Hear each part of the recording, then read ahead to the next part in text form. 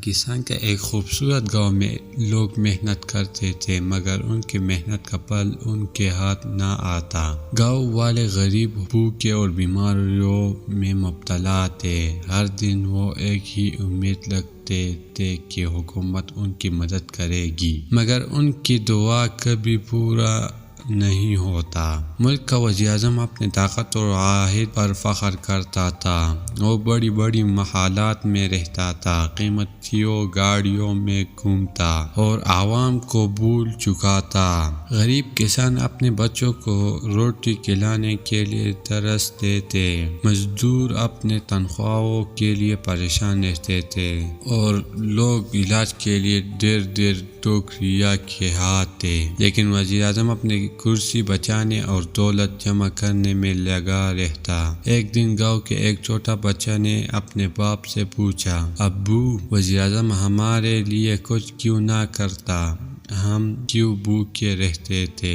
باپ نے آنکھوں میں آنسو آیا جواب دیا، بیٹا، جب حکمران ظالم ہو جائے تو عوام کو صبر اور دعا کے سوا کچھ نہیں بچتا۔ لیکن یاد رکھو، اللہ ظالم کو کبھی معاف نہیں کرتا۔ وقت گزرتا گیا، عوام کی بد دعائی آسمان تک پہنچ گیا۔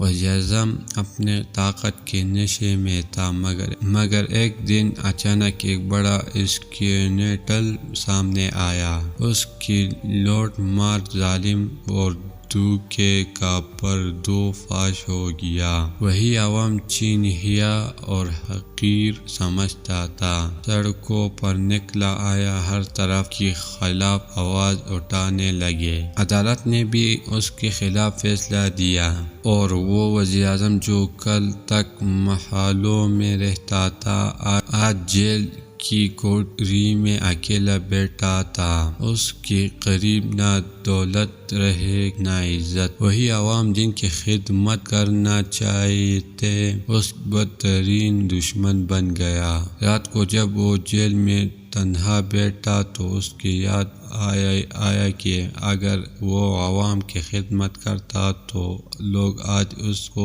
بد دعا نہیں دیتا۔ اس کی آنکھوں میں آنسو بہنے لگا مگر اب بہت دیر ہو چکا تھا۔ سبق: یہ کہانی ہمیں سکھاتی ہے کہ ظالم کبھی نہیں چاہتا۔